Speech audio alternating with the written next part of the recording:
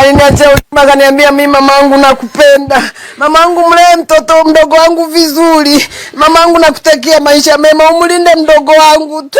Ndiye aliyoniachia, akasema mamangu mimi ninaondoka, nimeamua tu kujiua mimi mwenyewe. Akizungumza kwa masikitiko makubwa, mama mzazi wa marehemu Florentina Steven amesema asubuhi aliamka na kwenda kibaruani kutafuta fedha kwa ajili ya kutunza familia, huku akiwaacha watoto wake wawili nyumbani, ambapo baada ya muda alipokea ujumbe wa simu kutoka kwa mtoto wake akitaka mpigie. Wakati anafanya jitihada za mawasiliano ili ampigie, aliamua kurudi nyumbani haraka kuja kujua tatizo ni nini, ndipo alipokuta mwanae amefariki dunia. Nilifika kwenye mida ya saa 3, ile saa 4 sasa nikawa naona simu mtoto wangu anabipu. Kabipu mara ya kwanza, kabipu mara ya pili. Nikajiuliza Carlos anataka nini? Na maana nimesahau kumwachia nini? Sukari. Kama ni sukari sana nitumie nini? SMS. Baadaye akaniambia akabipu tena. Nikasema kama ana shida atatuma nini? SMS. Alivyo vipu ya mwisho, baadaye akatuma SMS akasema mama nipigie, nina shida na wewe. Kwa kuwa mimi nilikuwa sina salio, na mimi nikamtumia SMS nikamwambia sina salio, naomba unitumie nini, kama una shida nitumie SMS, nitaiona nitakujibu. Hapo si wala kupiga wala kufanya kitu chochote. Sasa nikasema nimeshamaliza kufanya kazi hapa, sina karibia kumaliza kufanya kazi, subiri nifanye haraka ili nifanyaje, nirudi nyumbani. Nilipomaliza kufanya kazi zangu narudi nyumbani kwenye mida ya saa 6 ile. Nafika hapa.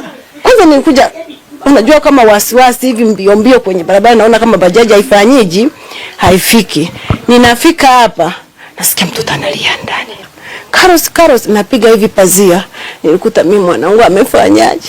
Amening'inia kwenye kamba. Mamake mdogo na marehemu amesema marehemu alikuwa mtoto mtulivu na anashangaa maamuzi magumu aliyoyachukua yeye kama mtoto. Bora angeandika tu sababu ni nini iliyomsababisha mpaka akajinyonga. Jamani, sisi wazazi tuwe makini kwa watoto wetu. Hata nasema dada angepiga simu angetafuta hata salio, labda isingetokea hili. Unaposikia tatizo kwa mtoto usipuuze. Mwenyekiti wa mtaa wa Compound Seif Rajab Seif akizungumza kwa njia ya simu amesema alipokea taarifa za kifo cha mtoto huyo kutoka kwa mjumbe wake wa serikali ya mtaa, ambapo amesema sababu kubwa inatajwa kuwa ni ukali wa wazazi wa marehemu.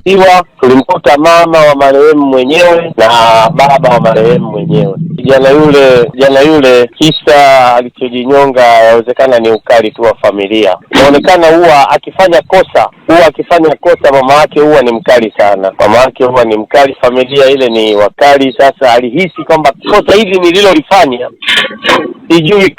sijui mama kama hata ni adhibu au baba. Kijana aliamua kuchukua maamuzi, aliacha ameandika karatasi, mama nimekosea.